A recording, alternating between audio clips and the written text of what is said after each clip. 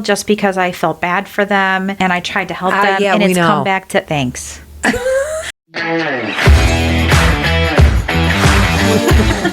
So Here we go. Boy, I feel like I haven't seen you in ages here. Right? It's been a while. Well, welcome to Do Epic Shit. I'm Colleen Basinski. I'm Kim Neal. And we are here to share with you today. So today's topic is building a team. What works and what doesn't. Let's get into it. So if you haven't been following us on Instagram, Facebook, TikTok, we're there. Yeah. Spotify, you can listen. iHeartRadio, Amazon, Apple. Yep. We're everywhere. Yeah. So follow along. We're having some good conversations, fun conversations. I got my heart socks on today. I got no socks. Oh, it's kind of cold outside, though. I know. What are we going to talk? We're talking about building a team, what works and what doesn't. So why does this matter? So team building. Yeah, team building. I have in my notes here a couple of things. Well, you can't grow something epic alone. Absolutely not, for sure. There's a big difference between being a high-producing agent and being a leader. Yeah, I would say. It takes both. Well, don't you know some people that just do a lot of deals, but they are just miserable to be around? You bet. Yeah. Yep. And then everyone glamorizes team building, but no one talks about what goes wrong. We're going to give you the low down, dirty down truth. You'll get it. Yeah. Say, Kim, you've built a team, you've had a team, you haven't, you've gone solo. Been on a team. You've been on a team, you were on an expansion team, like a multinational team. Yeah. What made you realize it was time to build a team? So I think the busier you get, you obviously need leverage and you need some help. So that's where I started. It was just a little too much for me to handle. So I thought, let's dive in and start building. Yeah, I think where we came from too, at least at some point, like not maybe where I first started my first brokerage, but the brokerage where we first met and worked together, building a team was kind of shoved down your throat. All the time. It was like, oh, this is the only way to do it. And I think at that point, you're just getting into the business and they're teaching you how to build a business.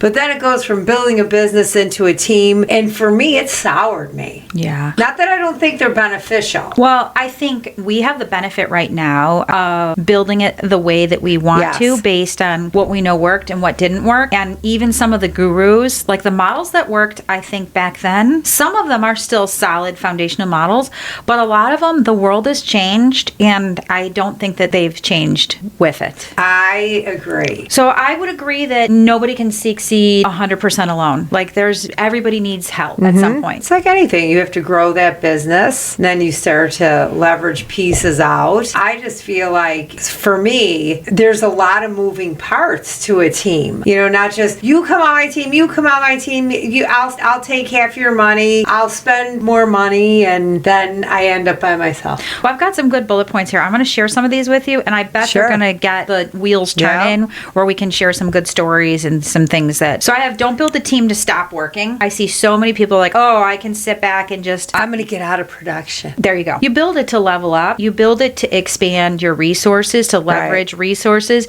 You build it to be around people that you like to be around and that you can all grow and win together. Not to get out of production. That was your trophy, to be able to say... So stupid.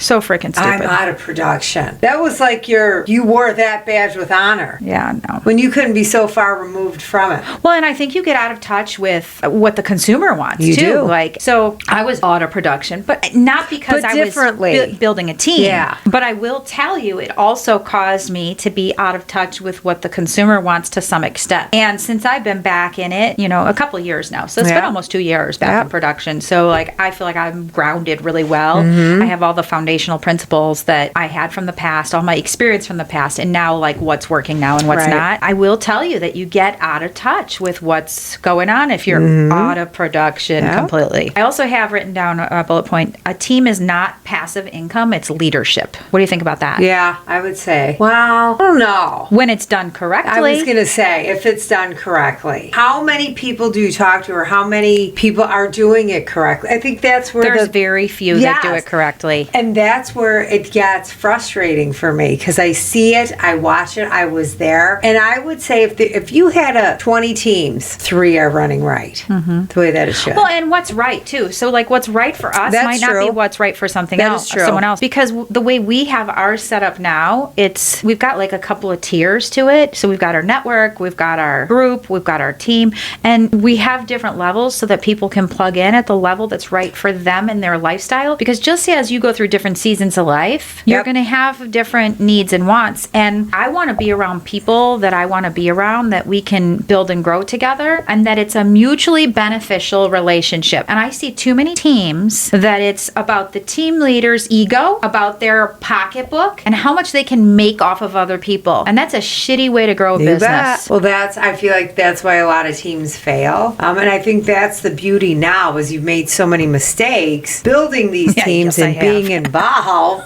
Yes, I have. Well, and then for the next round what you want and what you don't want, what's appealing, what's not appealing. And I just told you I had a conversation with somebody I used to work with about building a team. Well, and when we think about the old model, so we're kind of jumping all over today, and that's okay. Well, I'll kind of recap so that we can organize our thoughts and talking points later. But I think that's when I talked about like the old models. If you're hiring someone, and you just think about even corporate in general and jobs in general and companies in general, the old way of hiring someone for as little as possible and squeezing every ounce of work out of them just doesn't work as a human being anymore. And not that I ever wanted to be that person, but there were companies that did that, plenty of companies. Sure. And then if you think about like the idea of hiring people now, it's about making sure they have a good balance of life, that they can earn a good living and have a good time with their family. And it's all that balance. I think the old model, I know you want to say something, and I just got to get this out. Old model of like, I split with my team members 50-50, and then they have to split with my brokerage. And before you know it, there's just a little fraction of a portion that's left for them. That's just not a sustainable business model. And it's not a humane business model. Like we talk about work hard, be kind. To me, that's not kind. Absolutely. How do you feed your family? How do you feed your family? If I'm splitting 50-50 with you, and then I got to give 30% of another 30%, 20, 10, whatever. So 50-50 with my team, 30 with my brokerage. I'm taking home 20%. Well, and what if there's a referral fee or a Zillow Flex fee, or you're getting like 7%? And I watch these teams, and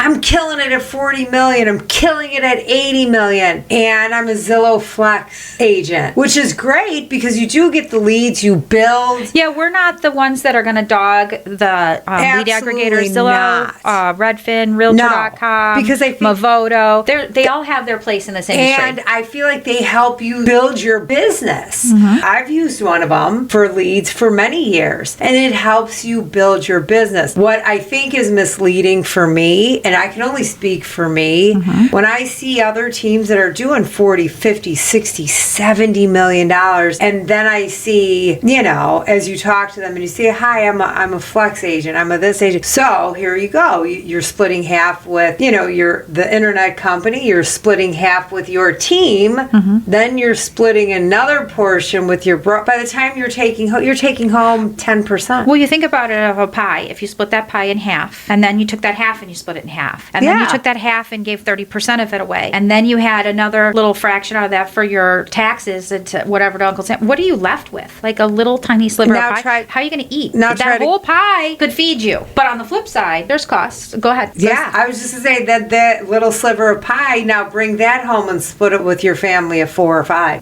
I don't know. Is it sustainable? It's hard.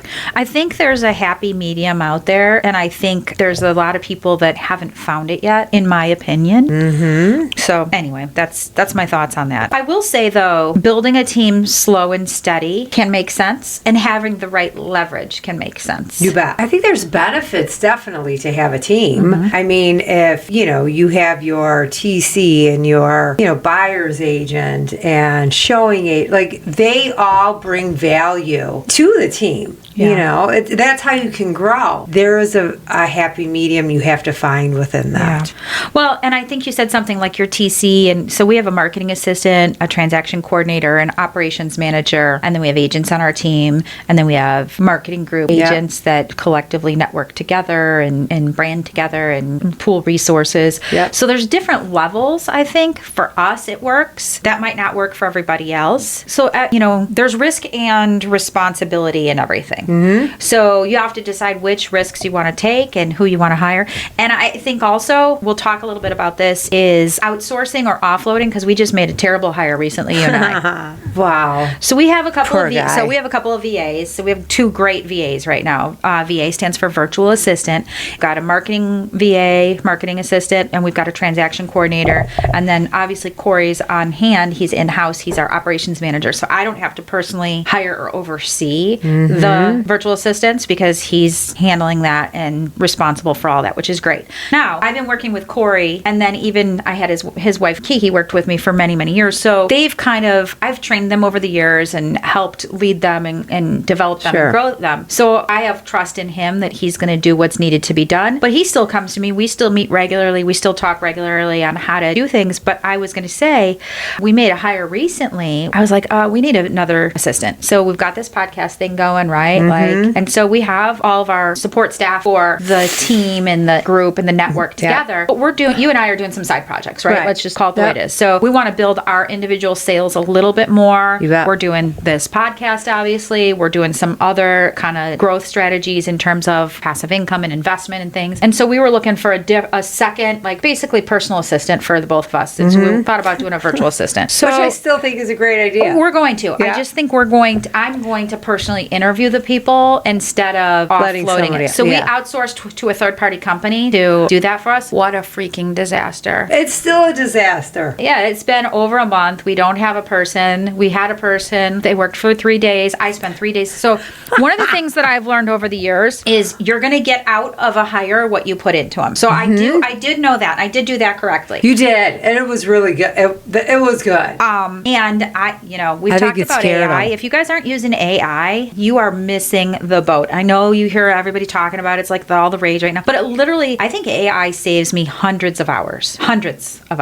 For you, for sure. AI, I used it to help organize my thoughts and to put my training materials together. So I talk to it, and then it basically is like a secretary transcribing my thoughts, and then it organizes them to bullet points, and then I can put it into training material, and it helps research for me. So, but you still need a physical person to do a lot of things. So I can't use AI for everything. So I spent all this time putting the training together, and I knew I had to invest into the training of the person. Yes. But it wasn't the right person, because after 3 days, what happened? He got scared. No. Yeah, he maybe. Just, but ghosted. He just, like, they said, the internet went down. And but that was 2 weeks ago. 2 weeks today. ago. It was 2 weeks ago. And we still don't have somebody else. So I would just say, and this was a reputable company that's out there. So I think now the other 2 virtual assistants we have, I actually found them on my own. Which I like. And too. Corey and I interviewed them and went through, and so Corey's gone through an extensive interviewing process. So I think interviewing people and doing a valid screening, there's a personal involvement that has to be there. You can't offload that to a third-party company, in my opinion. Yeah, I'm not a fan. And I think the same thing goes for agents on your team too, team members, because the wrong hire can cost your culture and your credibility. Like, think about people that we've had on our team that we've had to offload. Oh my gosh. I never really paid much attention to that until you really pay attention. Like, you're like, oh, this person wants to work. They're so nice. Bring them on your team. And it really, it's like, what? If you don't cut those ties quick. It's a cancer. Yeah. That's what I said. It's a cancer. Well, I think when you even had your team way back when, you had a few folks like that came and went. You've had some really great people. Like, we've got Kristen's come and gone from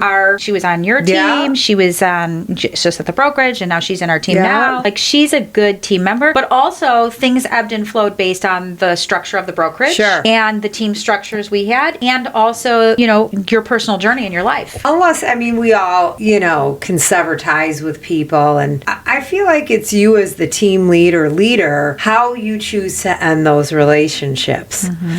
So, with the team, you're with people, and you should know this. Just with all agents coming in and out.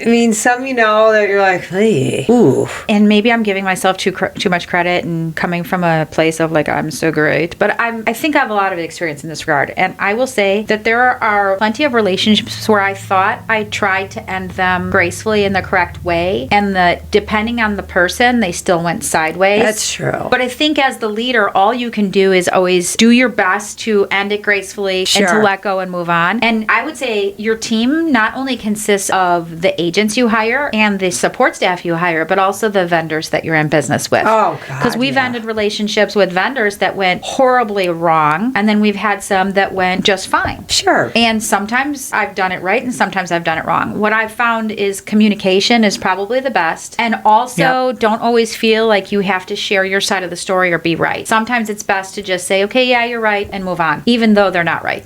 Right? I do. Yes, absolutely. For sure. I also have in my bullet notes here, sometimes giving the underdog a chance pays off. So I can think of a specific example, and I'm not afraid to use her name. I don't think she would care. Gulai's been with us, and I finally know how to pronounce her name after 9 years of being in business together. I can't believe she's been we said her name wrong for so long, and I'm like, when she said it, she was like, I was like, why didn't you ever correct me? She's so sweet, she wouldn't correct me. So she is. But when we first, so I hired her as an agent into our brokerage many years ago, so that's why we've been together for so long, right? But she had interviewed with a bunch of teams over the years at that brokerage because she wanted to be a part of a team. She's such a good team player. Like, she just will help out, and that's why we send her business, we send her referrals and leads and stuff too. Like, it's a two-way street, right? But I feel like she had interviewed with a bunch of teams, and they would not hire her because they thought she wasn't assertive enough. They thought that the language barrier was going to be a big deal. And we gave her a chance on our team, and I got kind of in trouble for it because we took her from another brokerage or whatever. I don't know if we did. We followed all the protocol and steps that we were supposed to do, but sometimes you do everything right and people still have sour grapes. But we brought her onto our team and gave her a chance, and watching her blossom and grow as a leader and an agent in the organization, and then watching her, like, when she closed her first $1 million deal and how hard she worked for her clients and how she developed, like, that's an example of, like, sometimes I like to give people a chance when other people won't, although sometimes that does come back to bite me in the butt too. As anything. Yeah. She does great. She's fantastic. I love her. So she's done great. But I think there's a lot of people that just want the perfect person and the perfect this, and I don't know about you, but I've never met anybody perfect yet at anything. No. I was laughing. There's been a lot of like, I'm out.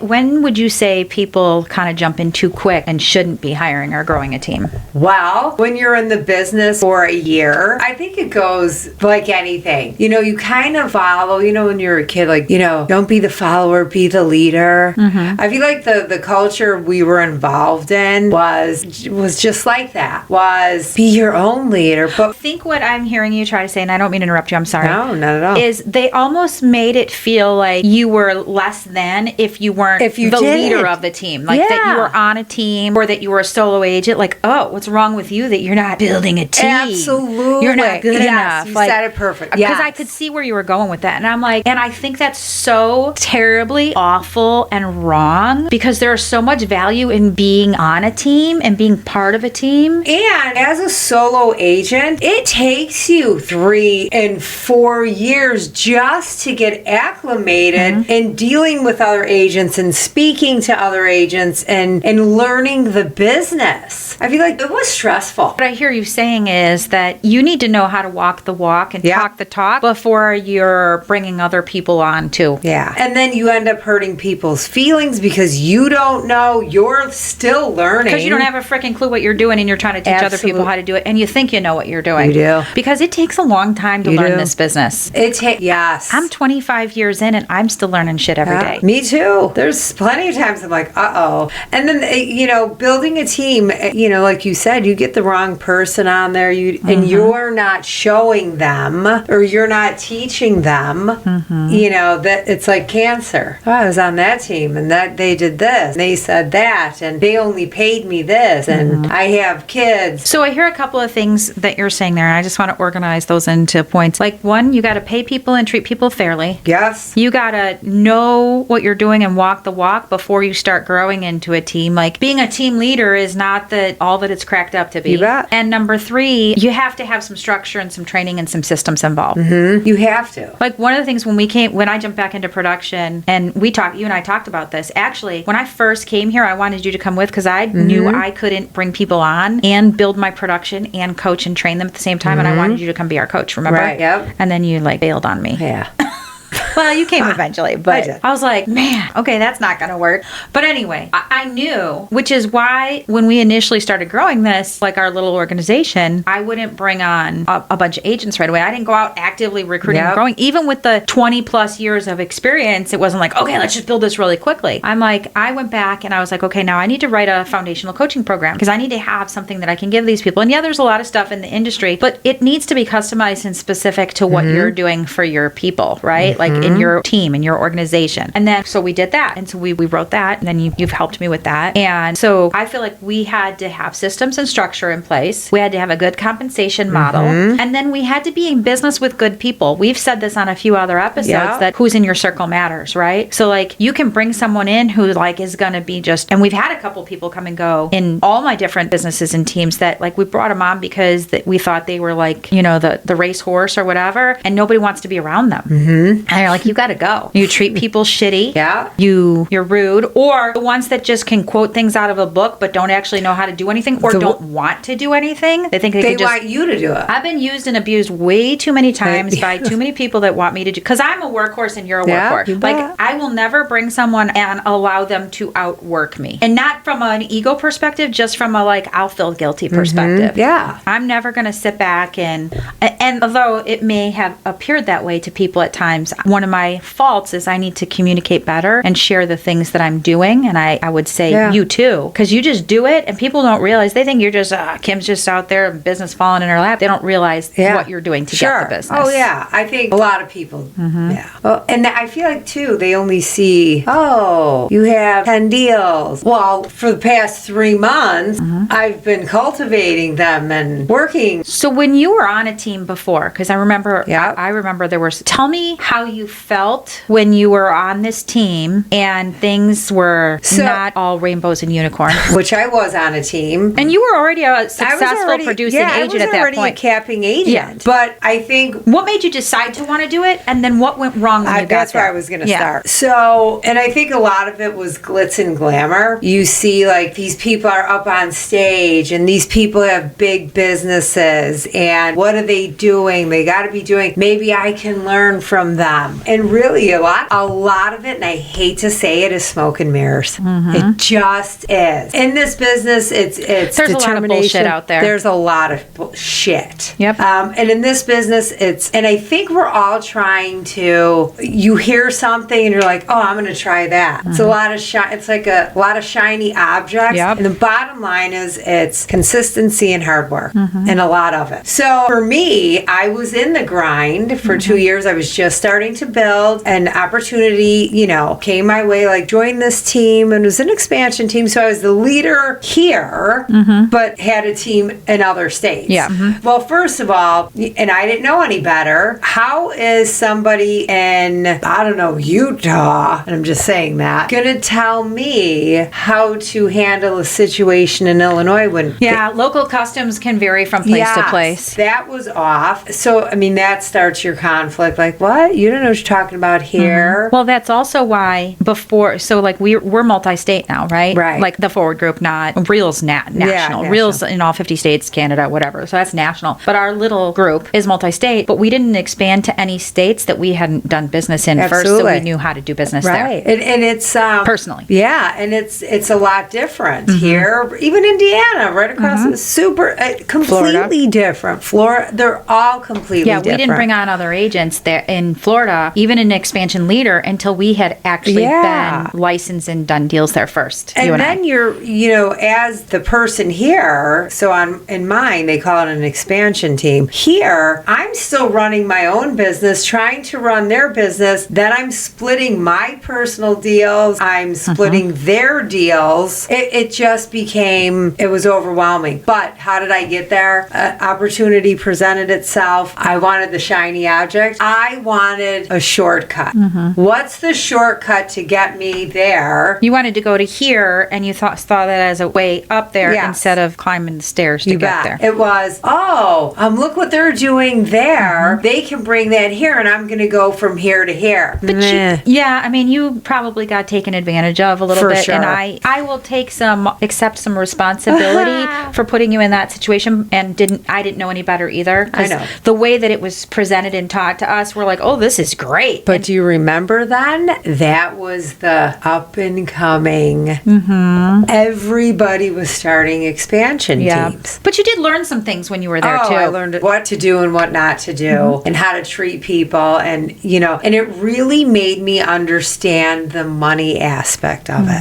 If anything, I walked away from that thinking, if I ever build a team or have anybody work for me, I can't build it based on this model. So that was one of the things. Well, I think inherently you're a fair person and you believe in doing the right thing. Right. And so you understood that model just wasn't fair. It just wasn't fair, especially when somebody else is doing all the work. And, it really opened your eyes to they didn't get there that way either. Yeah. It was nitty gritty. It was get into the trenches. So then let's flip the script a little bit. There are some instances in some situations. I mean, we've got people working with us where a team makes sense. Like, oh, sure. So let's talk about that. The right team makes sense. So tell me more about that. What's the right team look like to you? I think where it's fair, where you can feed your family, where you're giving them. I think for me, the biggest takeaway that I've had in learning this is you have to give people opportunities.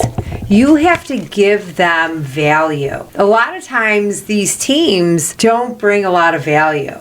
I feel like if you're there to help them through, if you're sharing business with them, if you're paying them fairly, people will work and they'll work hard for you and they're loyal to you. I think the compensation one is a big one. Huge. I think the challenge that we're faced with is when a team lead steps out of production, then they're so reliant on the profitability of that team that they have to take a bigger chunk from everybody. And so then therein lies the issue, and it becomes like lopsided, like you're just making money off of me, but you're not actually doing anything. Once you step out of production, I feel like it goes downhill. And you don't have to do 55 deals. You can step out and do 5 deals as long as you're in the trenches with your people. Yeah. The bigger your team gets, the more responsibility. I understand that. But when you completely walk away, and you said it, a lot depends on, your team, and then you're taking more to make more because you're not making your own money, so to speak. Yeah, I think there's a value in that for sure. When I think about the right team that's structured properly is going to provide administrative support. Yes. In both the paperwork side and the marketing side, right? They're also going to, and that doesn't mean everything. That doesn't mean you're not going to, so if a team's providing admin support, they're not going to handle all of your social media for you, but they're going to give you the stuff that you can then, because at the end of the day, your consumers and your clients still want to see and hear from you. Like I had a deal I closed last year, and they had previously used another agent who I knew who had a big team, and they're like, we never heard from them ever, and we just felt like we were pawned off. I hear it all the time. So I think there's that element of personal touch that still needs to be there, but the right team is going to have administrative support in forms of both paperwork support and marketing materials, marketing support. The right team is also going to provide leads in some format or fashion. And, I hear a lot of gurus go back and forth and say, oh, well, if someone just wants to join you for leads, then that's the wrong reason. They should bring leads and they should do this and they should. Yeah, I mean, it is a two-way street, but you have, I think as a team leader or team owner or whatever it is that you and I are doing here, that we do need to give value to those people and kind of help them get their feet wet. Sure. Now, that doesn't mean that they don't also have to fish, but we're going to help give them some bait. We're maybe going to provide a little bit to get them going. And I also think, and this is where we have disagreement, there's some teams where you say, you can only work with buyers and you can only work with sellers. I don't see that as sustainable either, because people get confused like, oh, wait, so I'm buying with you and I'm selling with you. Now, that doesn't mean that you don't have support for them in doing all the things that need to happen on the marketing end when they take the listing, but they should still have their hands in it for sure. I absolutely. And that's how they learn the business too. That's how they learn how to service clients. How do you draft an agent or draft an offer as a buyer's agent without understanding and seeing it from the perspective of the listing agent? Like, I am a better buyer's agent because I understand what it's like when offers come into me on my listings,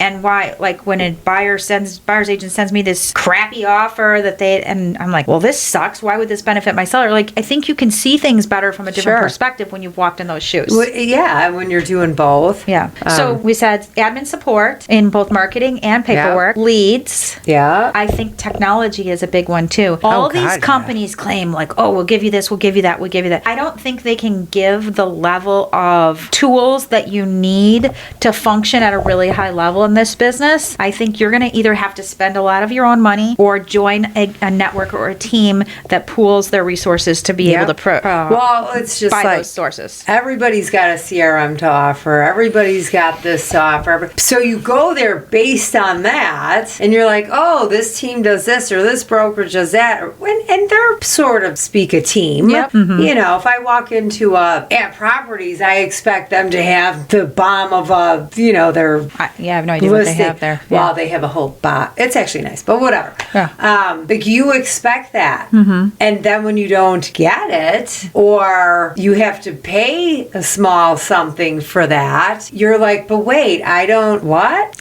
Yeah, I mean, at the end of the day, it's a business. There's costs involved, so that money's got to come from somewhere. So I think finding that sweet spot is the challenge that most people have. And don't you think too? I mean, just that's why we're here where we are now. It's all a learning curve. It was trial and error. It's God. I'm not going to do for there. I'm not going to do for there. I am going to pull from there. This is what I thought. And I think that's what makes... I have hired people just because I felt bad for them and I tried to help them. Yeah, and it's come back to thanks. It's come back to bite me in the ass over and over and over again. But I can't stop being a good person just because I'm a good person. And I think sometimes you think that person, because you've known them for so long, you think, oh, yeah, that fit. Yeah. And it really doesn't. So I think screening and hiring is probably a big thing too. So I'm jumping back and forth. So we're talking about when, as an agent joining a team, you're looking for leads, you're looking for support in terms of marketing and paperwork, and then we're talking about technology, tools, resources. Yep. And then there's the tactile things. Like, think about all the hard costs that you would have to pay for individually, and are you doing enough business that you can do that on a regular basis? No. Or do you need like photography, signage, lock boxes, marketing materials, flyers, postcards, all of the stuff that the folders, everything. Because just going out and printing one on your own versus being able to take it from the pile that the team has there, or even developing your own buyer guide, or developing your own seller guide, or all even the CRM. Like, I've seen people say they have CRMs, but there's a big difference in CRMs out there, I will say. And then all the add-on tools that websites, all that, knowing how all that works together and all those pieces. So as an agent,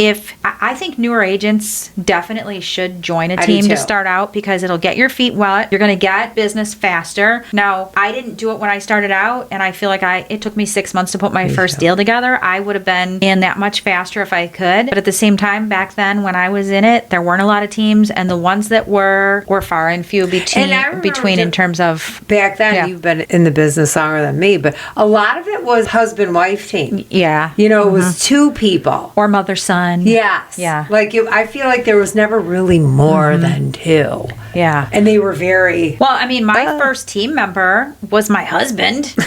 And man, I wanted to fire his ass I don't know how many times. So here's where the fun stories come. How to fire his ass now. So how I first ended up building a team was I got hired on. So I'd been selling for, I don't know, about 7 years or whatever before I built a team. So I wasn't a newbie. So following your model and your rules, I was right in line with where I was. I got hired on as a managing broker of a brokerage firm. So now I have an active business, a book of business database, and I'm in an office now running a brokerage, and I think we had like maybe 60 agents at the time, and I was responsible for training, recruiting, hiring, compliance, When were you the managing broker for there? Like what year? 2007 to 2010. Okay, for 3 years I was there. Yeah. So 2007 to 2010. Okay. So, and I've been 25 years. So it was about 7 years in. So, and it was twofold. So my husband decided he wanted to get out of construction and get into real estate because he thought we didn't do anything but go out and get free lunch. Sure did. At Brokers Open. Yep. So I'm like, oh yeah, okay, buddy. Yep. And in the trades back then it was you were on, and then you were laid off for a while, and then you were on. So I think he took the real estate course 3 times because he would get laid off, start the course, then they'd call him back to work, and then he'd have to start it all over again. And they didn't have self-study or online or anything back then. So I'm running this firm, and I'm like, I can go out and take listings while I'm still doing all these things, but running around with buyers takes time. Yeah. To this day, it still does. Going to take a listing is a little bit less. So I was like, I really need a buyer's agent, and I needed an admin, but the office secretary doubled as my admin. So I had that in place. And so, I give her a little extra on the side, and she would do extra stuff for me that, was there. And then I needed a buyer's agent. So I'm like, fine, you can come. So then he got almost all the way through the class, and they called him back to work, and he's like, nope, I'm not going back. I'm going to finish it. So I'm like, oh shit. Okay, we better do this. We better make this work, because now we're losing our benefits. We're losing our paycheck. Like, we got to make this work. And yes, we were already married by then. So it was do or die. He would not listen to me. I tried to teach him and train him, but come on. How many husbands would listen to their wives? Totally, I get it. Could you see Dave listening to you? No. So, the first deal he did, I think he showed this buyer like 50 homes, drove them all over. They were late. They didn't like the houses. Drove people too. Oh, it was terrible. He showed him about 50 plus homes. They finally write a contract. He doesn't know about floodplains and flood insurance. The deal dies the week before closing. Now, because he wouldn't listen to me. I didn't train him. In his defense, I didn't train him. But in my defense, he wouldn't listen to me when I tried to train him. So it was like a two-way thing. It was terrible. And so deal dies right before closing. The people cancel the contract or whatever because they didn't want the flood insurance. Then they go out and they fire him, and they go out and buy a house 30 days later with the listing agent of the deal that died. No. Yes, they did. He remembers the agent's name. He remembers the clients. He remembers everything about him. It's a good story for him to tell. He's got some good stories.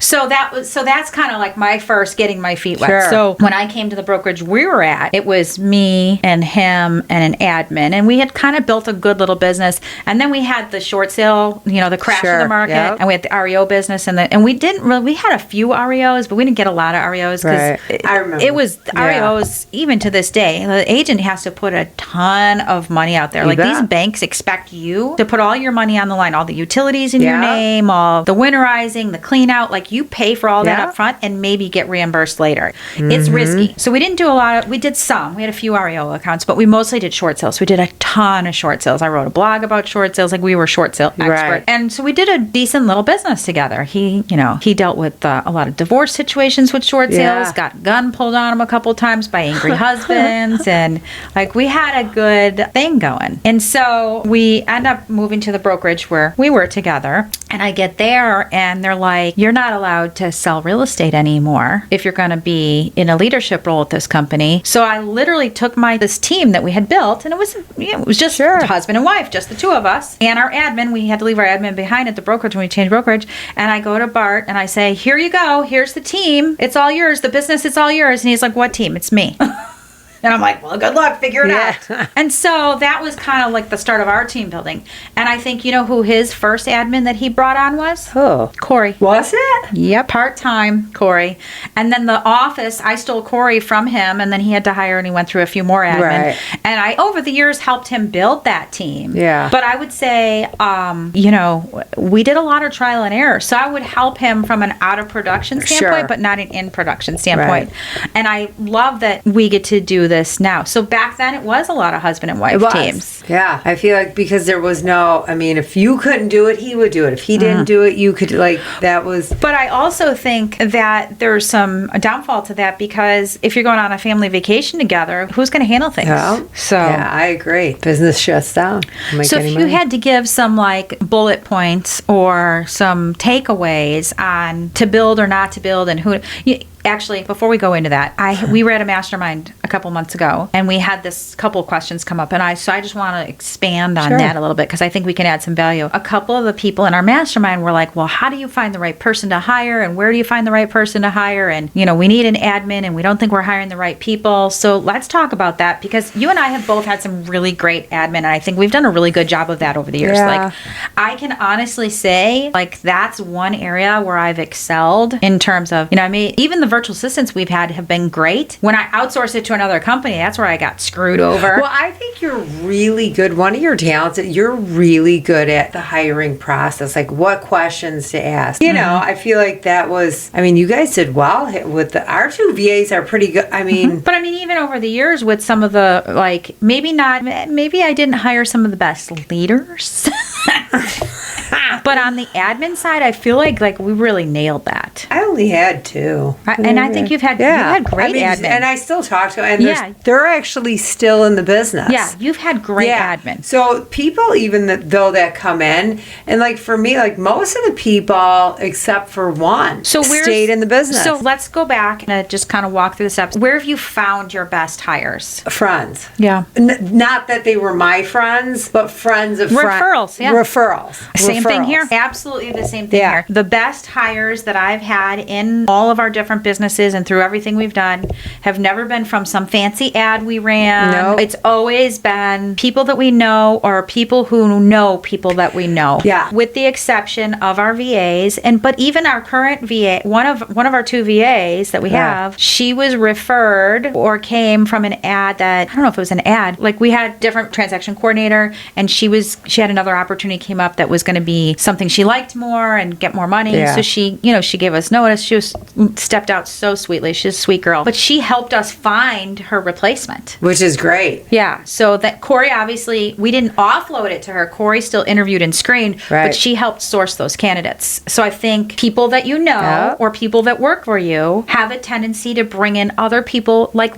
attracts like. Yes. Now, that's not always the case. Sometimes you'll get a sour apple. Like we've had agents that brought someone into the team and we're like, we bring them on and think they're going to be great. And I'm like, oh, this person's got to go. Yeah. Now, but that's not their fault. Like, sure. For the most part, a lot of the people I hang around are like me, but once in a while I do have someone that I know that's just a jackass. Yeah. Right? So I would say to those of you that are looking, look for people that are in your sphere of influence or that people in your sphere of influence know. Yes.